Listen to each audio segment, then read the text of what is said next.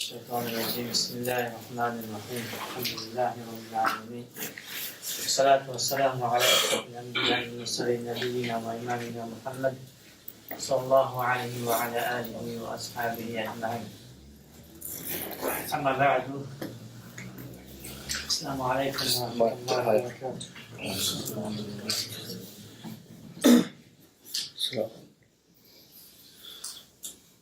It's nice to be in Hafs Academy. It's the first time I'm here. It's always nice to be in a place for the first time. And it's always a new experience. A new experience always makes you young. Makes you feel young. Our souls are always remains young. It never gets old. But our bodies, they get old. One of the beauties of our soul is that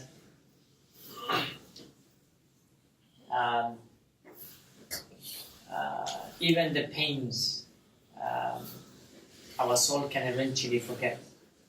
It may not forgive, but it can forget.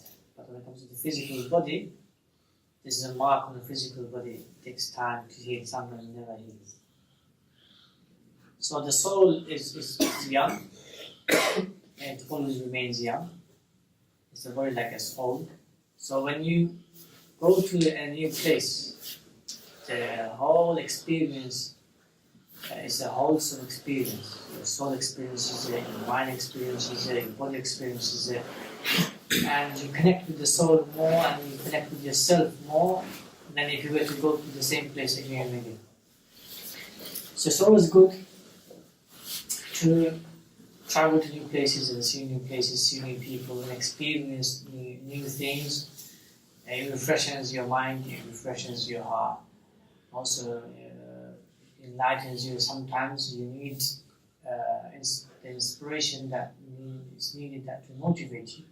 It gives that inspiration also.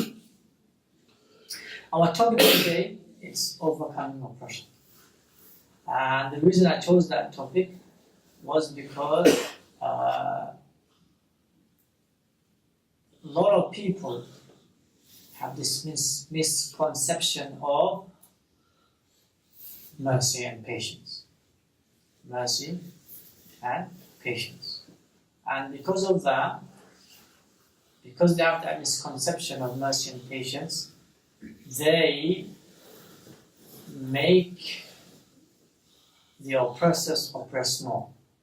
They facilitate the oppression more than they ought to do. They even, sadly, prolong the pain and even make the pain more severe. Simply because they misunderstand the issue of mercy and the issue of patience.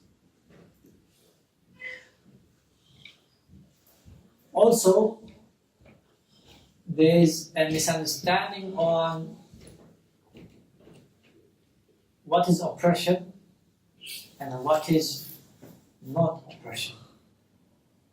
There's also a misunderstanding on that. And then there's another misunderstanding is when we have affirmed this is oppression. There's a misunderstanding that as soon as we affirm this is oppression, there's only one option, and there's no other options for us to prevent the oppression or repel the oppression or get rid of the oppression. We think that there's only one option, and that one option is a physical one.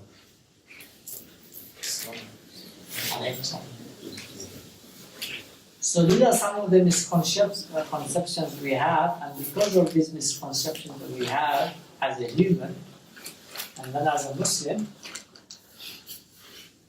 we disunite and we disagree, and we then prolong the oppression not only individually but collectively. And a lot of people, they say the Ummah is suffering because we disunited. I agree. Myself and because we are disunited, no doubt about it. But I believe the disunity is more in not understanding the key perspectives of two matters. Yeah. One is mercy and justice, and the other is patience and removal of oppression.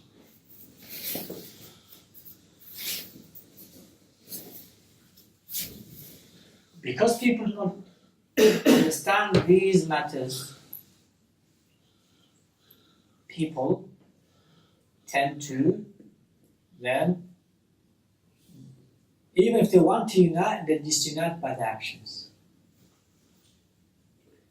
Because their perceptions are wrong. So let me give you an example.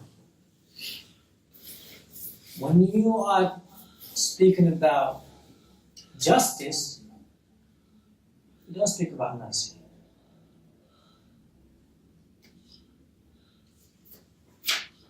When you speak about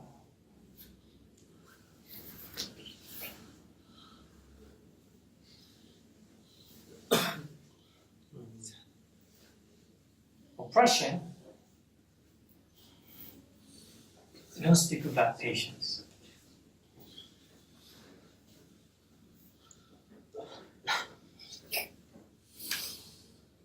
What do I mean by that? It's like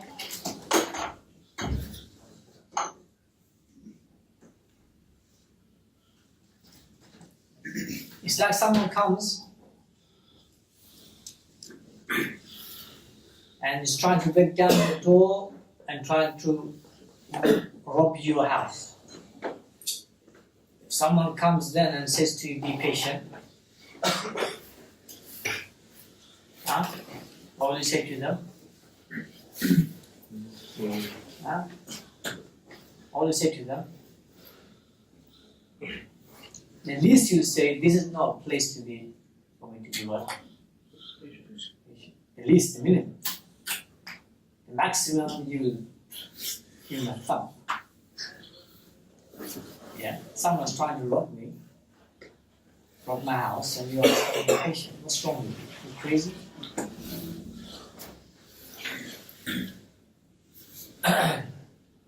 Someone is trying to kill you.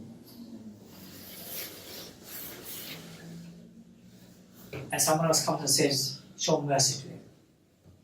You got nothing, he's got everything, he's trying to kill you. Someone else comes and says, show mercy to him. What do you say to him? The least you say to him, this is not time to show him mercy, he's trying to kill you. Least. Max, you give him a thumb. Yeah? You knock him out. When you try this.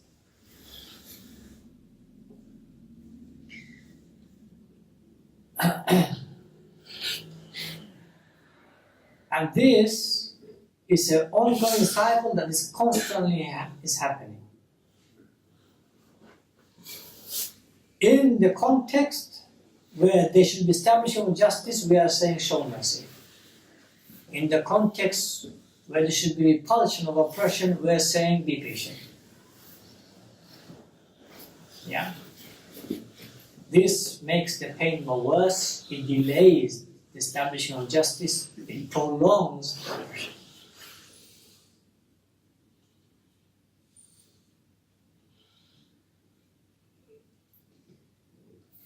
And obviously, the enemies take advantage.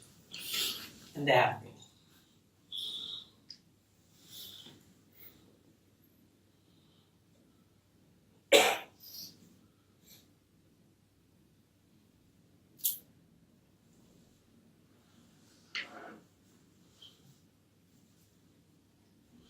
I'll say this statement to you, make sure you memorize it. There is nothing called patience which entails not to do nothing. So that again. There is nothing called patience which entails for you to do nothing. There is no patience like that in Islam. In Islam, understand, patience means to take the best option. Islam, patience means for you to take the best option. So there's the action taking place, be it the inner action or be it the outer action, and you're taking the best of the actions. Why? Because patience, Allah talks about patience, is when you will react, when you can take an action which will make the harm more greater. Allah then tells you, hold back. There's other options for you to take which will reap what you really want. So it's simply preventing you from taking the wrong action, or the action that will make it worse, is stopping you from that, and is directing you to execute the action that will attain what you yearn to attain, what you want to attain, in an appropriate manner. So patience doesn't mean no action. Patience means take the best action.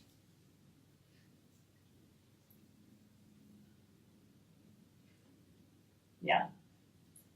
So every time you hear in the khutbah people saying, be patient, what do you understand from that? Not to do nothing. The one who speaks, it's like he is saying also, don't do anything, hold back. And the one who listens, what he understands or what she understands is for us not to do nothing, not to do anything. But the reality is, patience means to take the best action. There's action to take place. You take the best action.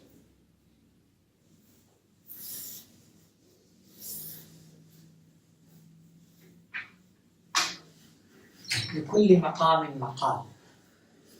For every context, there is a rule, there is a statement, there is an application. If you place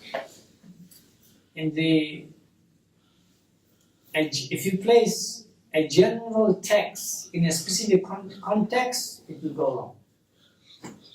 Similarly, if you place a specific text in a general context, it will go wrong.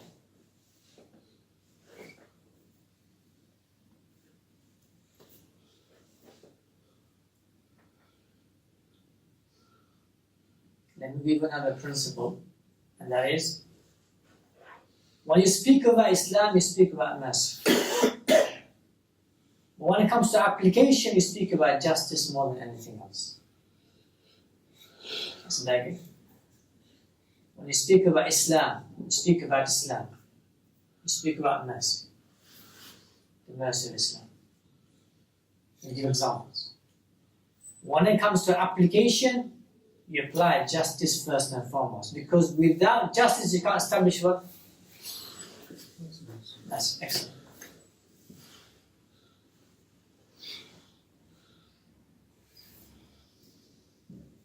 Mercy can be only expressed when there's authority and power. Write that down. Mercy can only expressed when there's authority and power. Otherwise, mercy always remains relative, individualistic.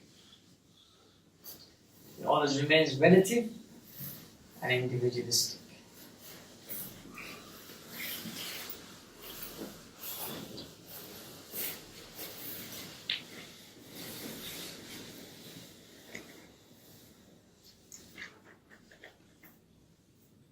Yeah? Give an example.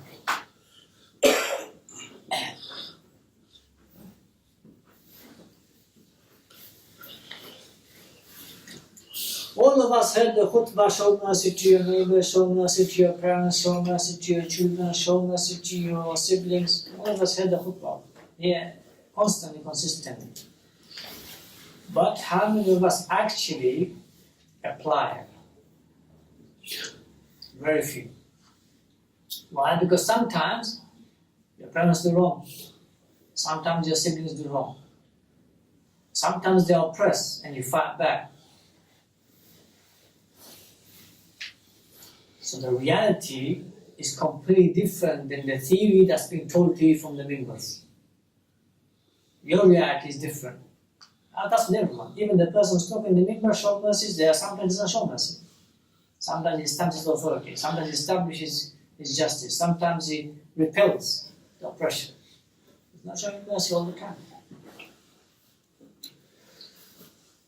So that's not reality. And that's another big problem. When you speak about theoretical matters which has no reality, you take it within the realm of non-existence. That's a bigger problem. Because then you're trying to live a life within the realm of non-existence, and it's a slippery slope when you try to do that. You'll feel more hurt by anyone and everyone. Because you're trying to live a life that doesn't exist.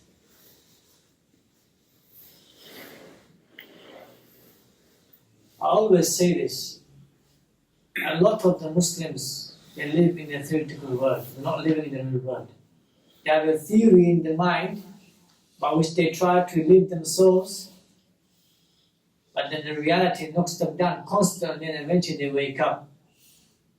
And then they become ruthless, or they become very insulting, because they've experienced their real life. There's nothing wrong with the real life, but what's wrong is the person, they perceive the real life wrong.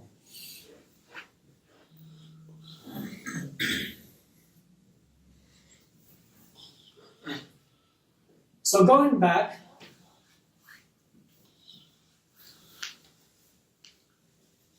when it comes to Islam, you speak about mercy and show the merciful Islam.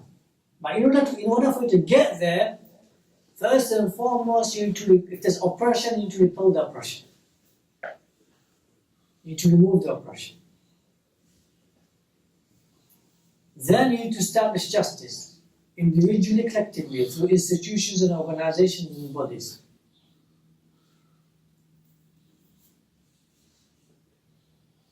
And then you can apply mercy.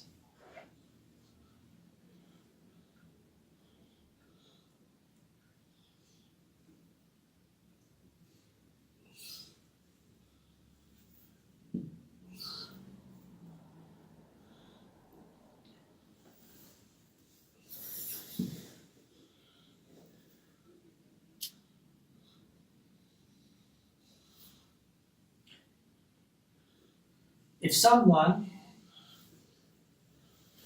consistently deceiving you, consistently eating your rights, it could be your assets from back home,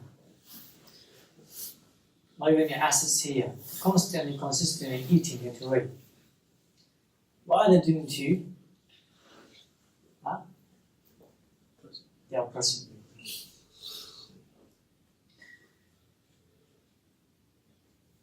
The hukum of Allah isn't that you show mercy to him or her. The first hukum of Allah on you is to remove that oppression, is to repel that oppression in the best appropriate manner.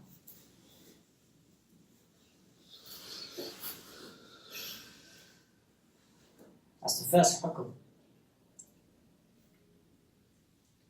Someone's oppressing you, we repel that oppression in the best appropriate manner, by which you don't attain more harm. That's the boundary. By which you don't attain more harm, immediately or in the long run.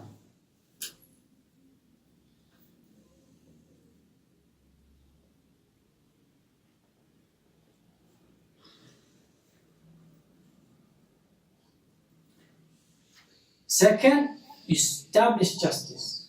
But what does that mean? You get your land back. You get your assets back. That's establishing justice.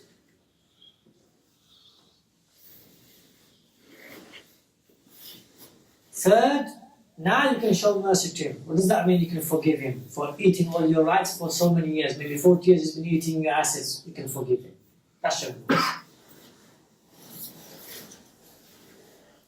That's the real word, and that's the word Allah gives hukm towards. Not the theory world that we have in our mind.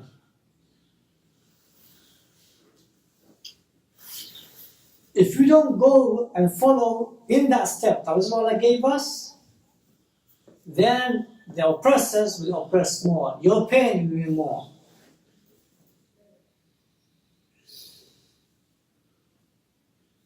So, for example, that person who's being oppressed,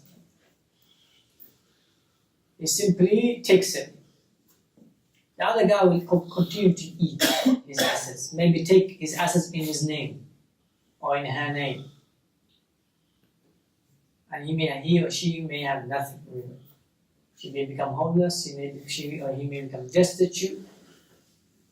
Him or her life will be completely destroyed. Simple fact, he or she did not begin to rebuild that oppression.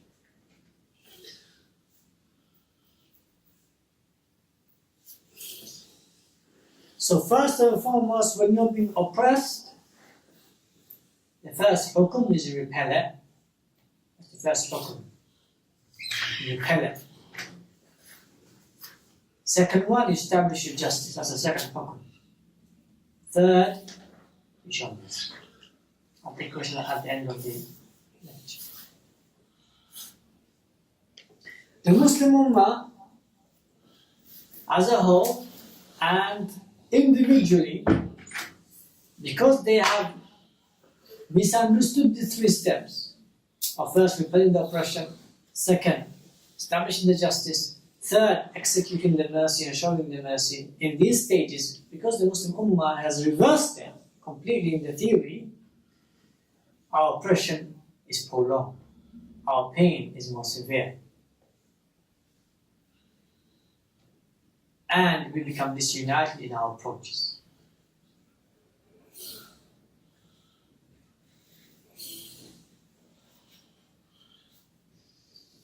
Let me go a bit more detail when it comes to what is oppression. Oppression is anything to do with your fundamental existence, fundamental survival, and your fundamental living. So that again, oppression is to do with anything at the fundamental of your existence, fundamental level of your survival, and fundamental level of your living. So if anyone wants to take those fundamental levels away, they are oppressing you. Fundamental rights away, in any of those levels, they are oppressing you. Fundamental existence, example, someone's trying to kill you.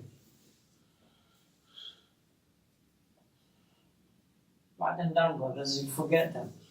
Yeah? Note them down. You've got mobile, everyone's got a mobile. Note them down.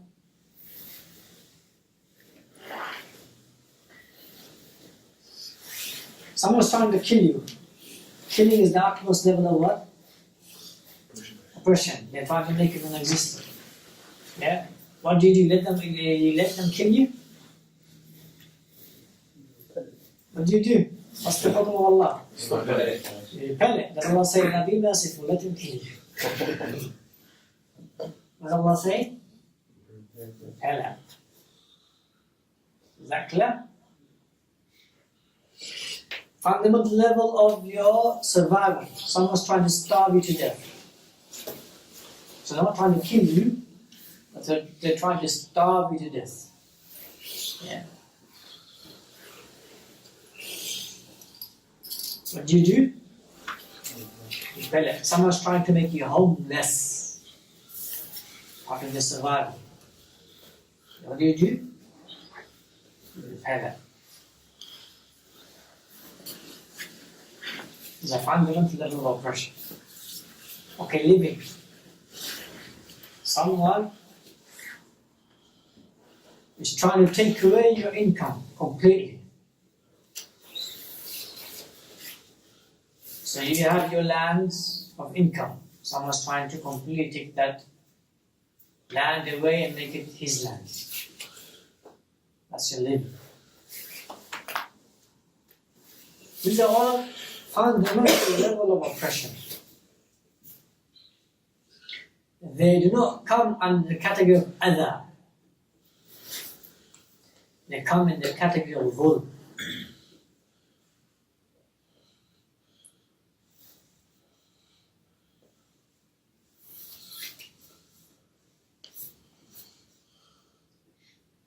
Other, what Allah says to overlook and forgive, is usually to the tongue.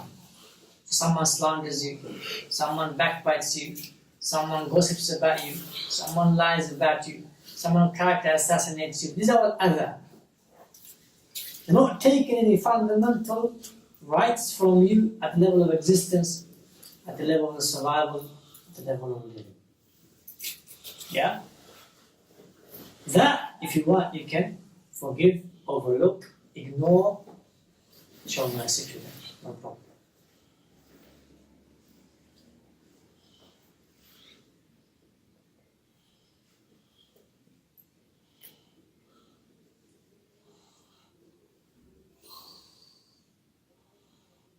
But anything physical, action, or anything to do with the three levels that we just spoke about, at the fundamental level, there's another level of oppression is obligatory. I'm not going to that one. I will leave at the fundamental level.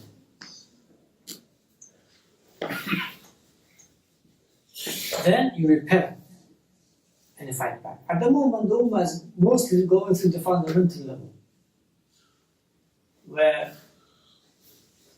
another person is oppressing them at the level of non-existence. They're trying to completely wipe them out. Or they're trying to completely make them homeless and destitute.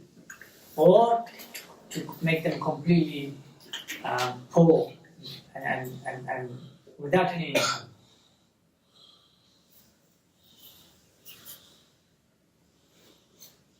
Then you must fight back. And if you do not fight back, then the oppressors will oppress more. They will take more advantage, and the pain upon the ones who are being oppressed will be more severe.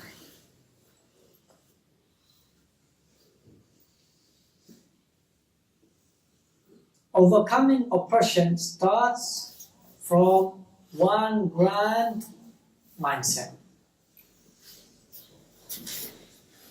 And that is not giving in and not giving up to the oppressor. Not giving in and not giving up to the oppressor. Not for your sake, but for the sake of humanity. Not for your sake, but for the sake of humanity. Because soon as you give in to the oppressor and give up, he will continue to oppress. He or she will not stop. Rasulullah made that very clear. He said, "Unsur akhaka zaliman."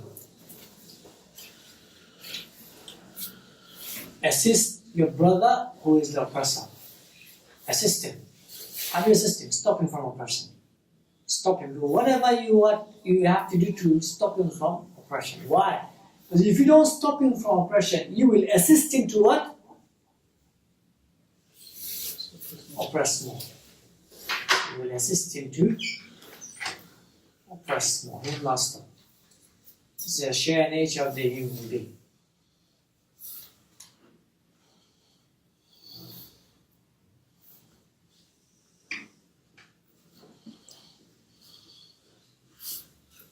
So, the grand mindset you must have, or we must have as a human and as a Muslim, is not to give in, not to give up. Even if you're weak, even if you're destitute, take your means, whatever means you have, appropriate means you have to take to repel the oppression and establish justice. Individually, collectively, emotionally, psychologically, immediately and in the long run. Take all means to repel the oppression. Because if you don't, they will continue to gather strength to oppress you more. I find people, when they're being oppressed, they're in so much pain. And there are so many options in front of them. But they have the mindset of, I'll be patient, I'll be patient. And what happens then, eventually they can't take it and then they react. And then they commit oppression on the other person. And it goes inside. And this is usually family feuds. Family feuds, one commits oppression, you say, okay, I'm going to be patient, I'm going to be patient, I'm going to be patient. Obviously, that's not patience in reality in the sight of Jalla wa Ala. It's actually you're killing yourself. You're harming yourself. And then, when it boils up, he can't take it anymore, she can't take it anymore, then she lashes out, or she then plans something, and then all hell loose. And you see the families then are literally killing one another. Where does it start from? It starts from as soon as the first person oppressed, he was not stopped. He or she was not stopped.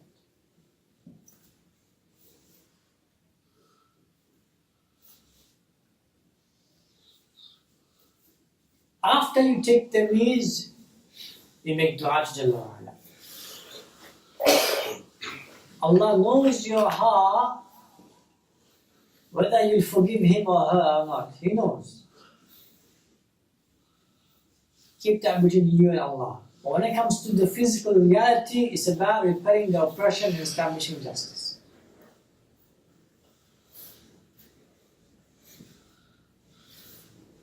Yusuf, all of the oppression that he went through, Allah knew his reality that he will forgive them. But just because Allah knew his reality and he knew his reality that he will forgive them, that doesn't mean he did not repel the oppression and establish the justice. Doesn't mean that. Same to all the prophets. They knew that they will forgive some of their enemies or some of the oppressors. Allah knew the prophets will forgive some of the oppressors and some of their enemies. But that didn't prevent them not to repel the oppression and establish justice. Is that clear, brothers? They establish justice because justice is for all, it's not only for yourself.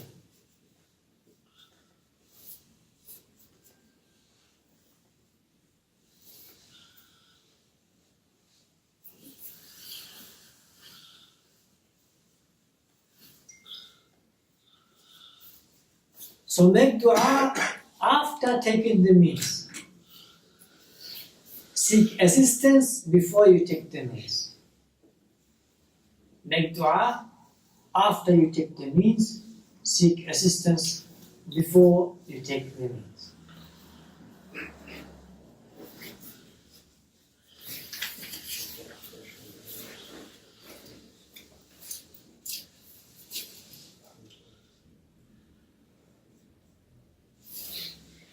Lastly, Allah did not send us here for Allah to do His work.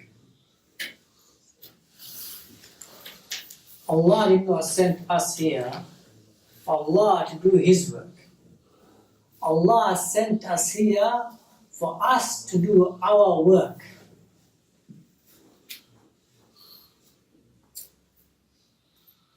So we have this notion of dua without taking means. It's like saying, Allah, you sent us here for no reason except that we make dua to you and you come and help us.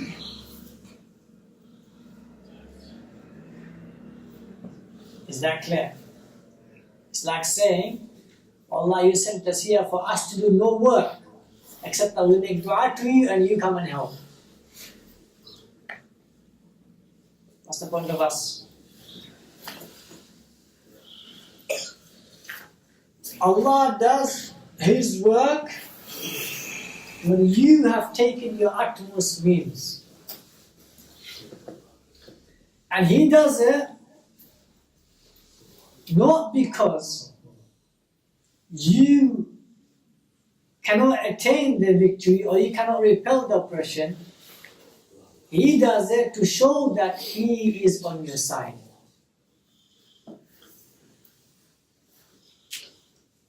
Say that again. When he eventually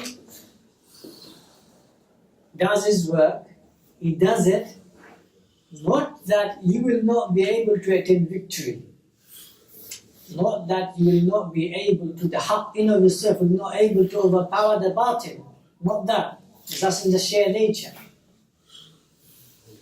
But for Allah to show that you are upright, you are correct, you passed your test and He is on your side. And to show to the evil people or the wrong people, the oppressors, that He is not with them. And they mend the ways, and they change the ways.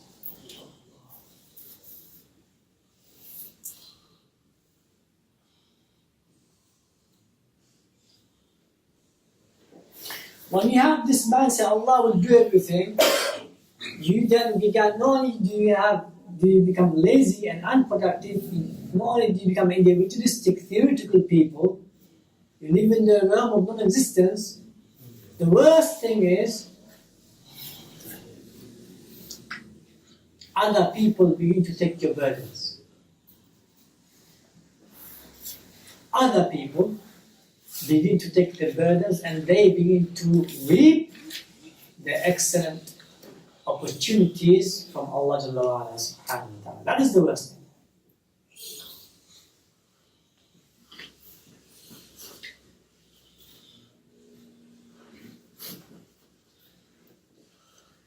And you become a means of taking advantage by the enemies.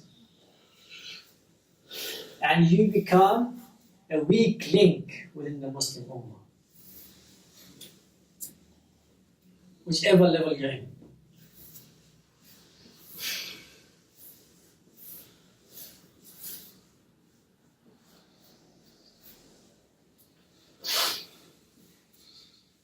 And worst, they don't defeat you, but you defeat yourself. That is the utmost level of worst situation. Where your enemy doesn't defeat you, but you defeat yourself.